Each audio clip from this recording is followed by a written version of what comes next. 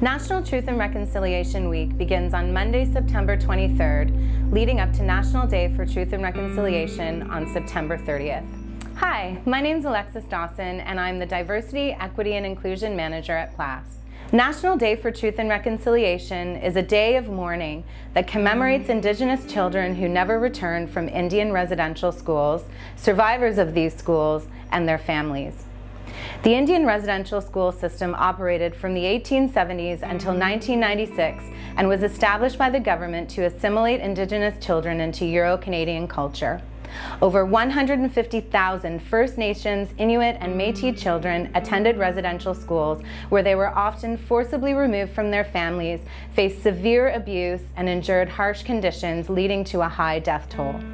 Truth and reconciliation involves acknowledging these injustices and proactively working for change toward improved outcomes for Indigenous communities who continue to face systemic barriers and discrimination. We acknowledge that the land on which we gather in the region of Peel is part of the treaty lands and territory of the Mississaugas of the Credit. For thousands of years, Indigenous peoples inhabited and cared for this land and continue to do so today.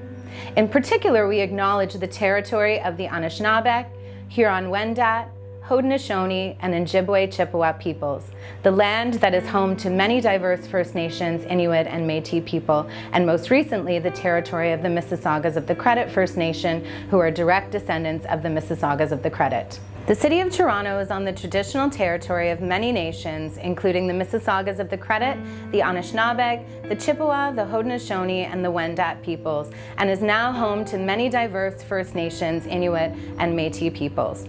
We also acknowledge that Toronto is covered by Treaty 13 with the Mississaugas of the Credit. The Toronto Purchase Treaty, negotiated since 1787, was finally settled in 2010 after over 200 years of delays due to issues with land rights, Indigenous representation, and compensation. This is important to highlight as it shows just how slow justice has been for Indigenous peoples. We are grateful to have the opportunity to work on this land and by doing so give the respect to its first inhabitants. At PLASP, we honor the Truth and Reconciliation Commission's 94 calls to action by including Indigenous history, language, and culture in our curriculum and professional learning. It's crucial to move from acknowledgement to action. Let's all reflect on how we can contribute to reconciliation.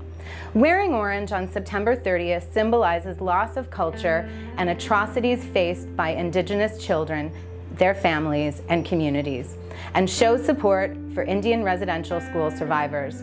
National Day for Truth and Reconciliation is a chance to honor Indigenous communities by reflecting on their experiences and discussing their contributions in age-appropriate ways at home and in our PLASP programs.